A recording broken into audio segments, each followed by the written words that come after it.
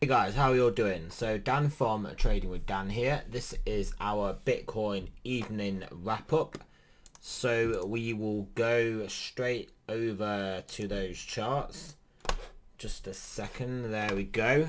So yeah, been pushing up towards this resistance again. So obviously we've made a higher low relative to this low. So we're working on trying to make a higher high and push through this push through to this 9,200. I do think we've got a good chance of getting above here, getting up above here.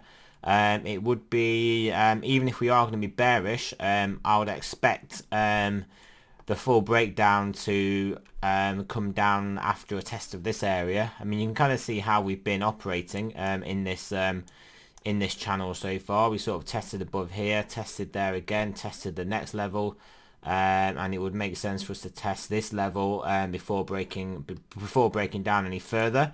And depending on when that happened, it could obviously coincide with the top of the channel trend line as well. So I feel like this area here, 9,400, 9,500, it's going to offer pretty significant resistance, of which it may not be. I think it may be difficult for Bitcoin to actually get through. For our Stokes getting pretty high as well, so maybe this will give us that impetus to bust our way through and then try and consolidate in here whilst the 4 hours for our Stokes reset. 12-hour Stokes. 12-hour Stokes have turned back up now, so they could also be a good indicator of some nice upward movement. But yeah, like I said, I think we're going to struggle to get through this 9,400, 9,500. Maybe some wicks through it, like we get wicks in Bitcoin basically. We know how it is. But yeah, but ultimately they may just be testing the liquidity in these zones. But yeah, overall though, we've got this nice 12-hour 9 that is bouncing the price. So that's obviously good to see. Big 8 candle, big range on the 8 candle, and then yeah, smaller range on the 9 candle. Then we broke above it, and testing the resistance. But yeah, buying on a 12-hour 9 at support is never going to be a bad idea in the bigger scheme of things. In the if you keep taking those trades kind of perspective. But yeah, I mean, looking like we're potentially going to hit this obviously, we're basically trying to break this resistance, potentially back testing this trend line. Obviously, we know what happens with the back test. So, I mean, realistically, we want to try and get through here, consolidating this zone to then give us any chance to get them supported by here and push upwards. But obviously, there's every likelihood we can get rejected at this level. Basically, this trend line back test and this resistance, and just find our way down to 8,600. Yeah, so but then maybe we will get up to this level and then we'll potentially sell down from there. So it's not the most bullish picture at the moment. All we've really got going for us bullish wise is TD9 on the 12-hour and the stochastics on the 12-hour. Let's see what they're doing on the daily. Daily's still just looking awful basically. We can't really make much out of that. Yeah, but we are going to get a reset of the count on the daily though if we stay around here, because we're going to struggle to close lower than this low here at the moment where we are. And if we do close below that 9,000, then yeah, it won't be good, put it that way. So yeah, it's an interesting juncture for Bitcoin. We're obviously getting supported by this move up in the stock markets that we're having this afternoon. So yeah, obviously we had this test down, this liquidity hunt. We had this low on the 9. This is textbook liquidity hunt here. This low on the 9. We have our move up. We then put in a lower low. And we then obviously start to trade upwards, and then we just take out that low, just find the liquidity, and then we pump all the way, and then we carry on pumping. But you will notice we had a nice 1 hour 9 here, nice 1 hour 9 here, a nice 1 hour 9 here, a nice 1 hour 9 here. The 1 hour 9s are operating quite well for the S&P, yeah. So yeah, but so if you look at what's going on here, we got quite nicely supported at this level that we had drawn, and yeah, so it's a case of can we can we regain this level really and get back up to the 786? I mean, this is the next major horizontal. But again, I mean, you will notice the similar pattern that we've got going on here. We kind of need to break these lower highs.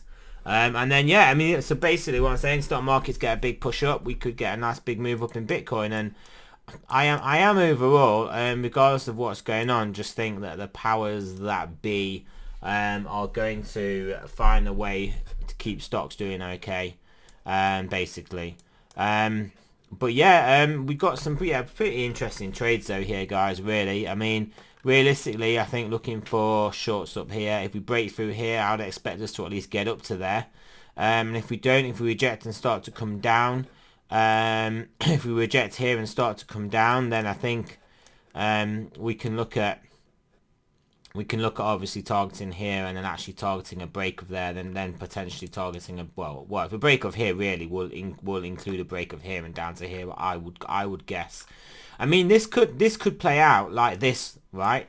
We could basically get the break above here, the move up to here, the 9,400.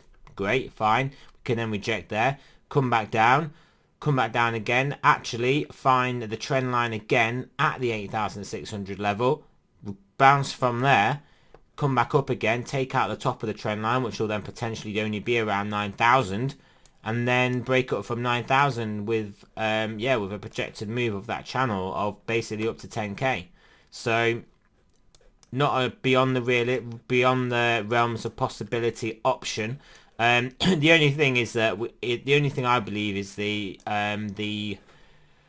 weekly Stokes are basically lining us up for quite a big move. So let's just see what that would be from the 9,400 down to the 8,000. It's nothing, is it really?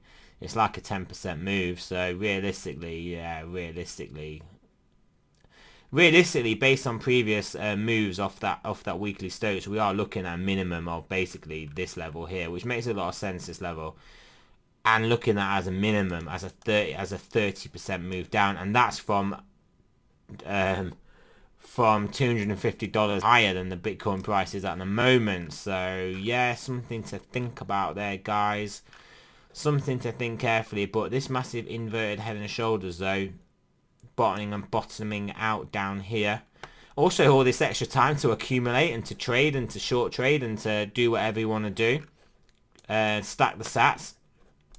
Wouldn't be the worst thing. I mean, trending markets are the easier markets to trade, either trending upwards or trending downwards. So if we do get a nice trending move downwards, we can accumulate via short trading on the way down, or just buying things that we want as they get cheaper, if you want to hodl them, and then we can buy them on the way up from the lower levels. So it's nothing to be afraid of, guys. Nothing to be afraid of. But yeah, so yeah, that's kind of what I'm thinking. I am thinking that we are gonna pop this zone, just because I just feel like we're gonna test out. I just feel like we're gonna test the top of this trend line, and it coincides nicely with this 9,400, and we're just gonna put the squeeze on. Stock markets are looking strong. I'm at strong. I mean, that's a relative term. Stock markets aren't basically on their lows, so the stock markets are looking like they can make a push up. I mean, maybe we're going to form another pennant now. We had this original pennant that we dropped out of, so I may redraw this for the stock markets now. Maybe we are going to form a new pennant, a larger one, which will come down something like this. Maybe.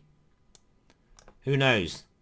But what that would mean is we're potentially going to come all the way up to here and test up around the 3,100 for the S&P, and that would obviously get Bitcoin probably up to 9,000, probably get up to here, and then that would look like a very nice short area to sell and to stay short all the way down to 7k. So yeah, just something to think about there, guys. Anyway, so right, remember, this is not a financial advice. I'm not a financial advisor. I've done another video which is also not financial advice on the altcoins that I'm looking at. I'll put a link here at the end of the video. Some of the top 8 gainers today that I looked at, 5 of them are on my list. So yeah, 5 out of 30 of them are in the top 8 top gainers basically. But yeah, so thanks for listening, guys. Remember, not a financial advice. I'm not a financial advisor. Again, I'll tell you again, and then I will speak to you guys tomorrow.